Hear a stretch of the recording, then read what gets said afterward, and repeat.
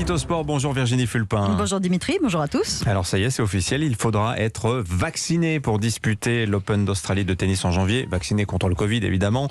Les autorités australiennes viennent de le confirmer, mais le feuilleton ne fait que commencer. En effet, tous les joueurs sont loin d'être vaccinés.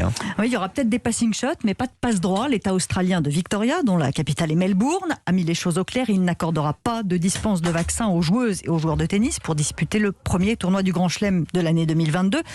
Ça semble assez logique. Dans cet état, les personnes non vaccinées ne peuvent pas entrer dans les restaurants, les cafés, les cinémas, ni dans le stade de cricket de Melbourne, par exemple.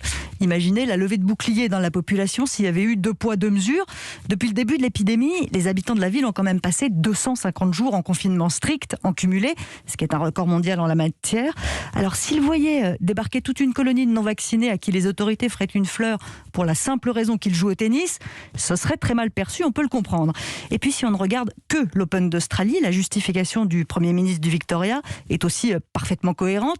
Il ne voit pas comment il pourrait demander aux spectateurs dans les tribunes d'être tous vaccinés et ne pas appliquer la même règle pour les joueurs, le principe d'égalité, point barre. Alors on connaît les règles, mais on n'est pas prêt de savoir exactement qui sera présent ou pas. Il faut dire que sur le circuit du tennis, il y a de nombreux réfractaires au vaccin. C'est difficile d'avoir des chiffres précis, mais l'ATP estime à 65% les joueurs vaccinés et c'est 60% pour les joueuses, d'après la WTA.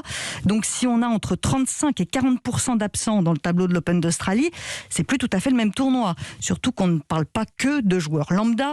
Vous me voyez venir, la principale interrogation, c'est évidemment Novak Djokovic. Le numéro 1 mondial entretient le mystère sur son statut vaccinal, il ne veut rien dire, mais il a souvent pris position contre le vaccin. Sauf que là, il va bien être obligé de faire un choix. Soit il privilégie ses convictions, soit son palmarès. Il en est actuellement à 20 titres en Grand Chelem, à égalité avec Rafael Nadal et Roger Federer. Il n'a pas réussi à les dépasser à l'US Open avec son échec en finale. À Melbourne, ce serait une occasion en or pour lui. C'est le tournoi qui lui réussit le mieux, 9 victoires déjà. Est-ce qu'il est prêt à renoncer à participer pour ne pas être obligé de se faire vacciner ? Je suis incapable de vous répondre aujourd'hui, mais je suis sûre qu'il va entretenir le mystère jusqu'au bout. Le dilemme, tempête sous un crâne. Merci Virginie Fulpin, 7h23.